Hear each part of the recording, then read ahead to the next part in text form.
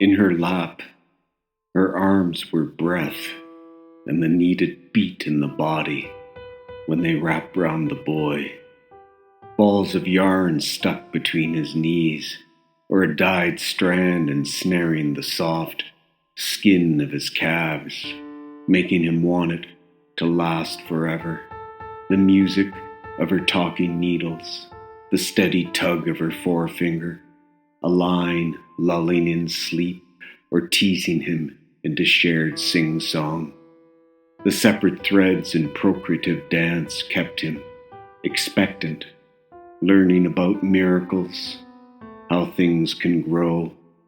a new history that had come to life, itchy yet cozy, on his arms or head or feet,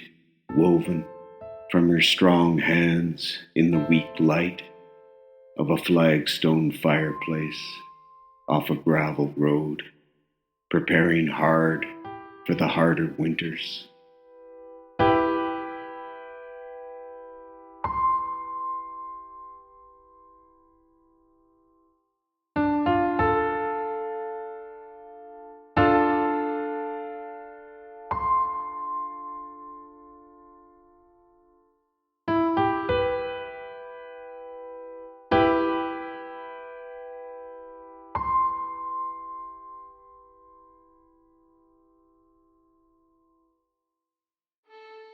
The boy struggled to understand that cold,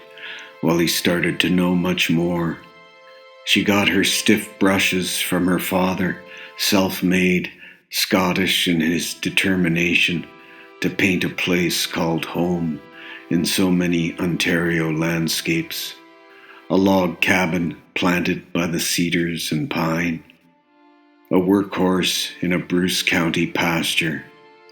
curling stones like mallards frozen on a clear sheet of lake ice, Burford maples in abashed red, speckled trout, spies in dark creeks snaking to the Saugeen, buggies by a snowdrift in St. Jacobs, plump beavers feeding on a fallen birch, a barn owl, graceful sentinel on a farmhouse gable near Brantford, the sun the peach sovereign over Georgian Bay, and then tape sticks and sharp blades, her needles deep down in the flesh, a cottage industry of heavy sweaters for the ordinary hockey player, not the rocket or Bobby, who lives for winter ponds in Shelburne or Paris or Owen Sound or Old Berlin or anywhere Canadian boys or girls dream late at night in their warm dark.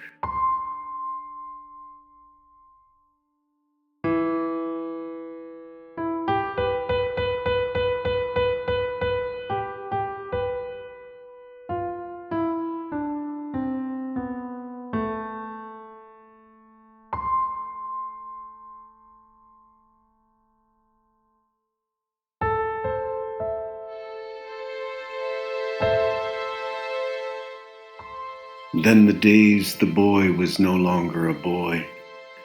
but her splendid socks, some with scars unhealed, others stretched to their limits, still slept in dresser drawers. He gave them all the time in the world,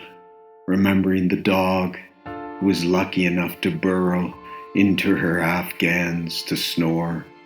or spend hours licking feet sweaty from thick Icelandic wool. She outlasted all the tired socks, kept knitting the smaller places that matter, the fabric of joy and mercy, with her strained eyes and hands painfully gnarled by arthritis and the need to continue working for others she would never meet or know in Kosovo or Honduras, those who were likely overcome by her labels, made with love by Mum, sewn into pullovers and cardigans, those who would try to imagine this woman like her children or her grandchildren or the children of refugees,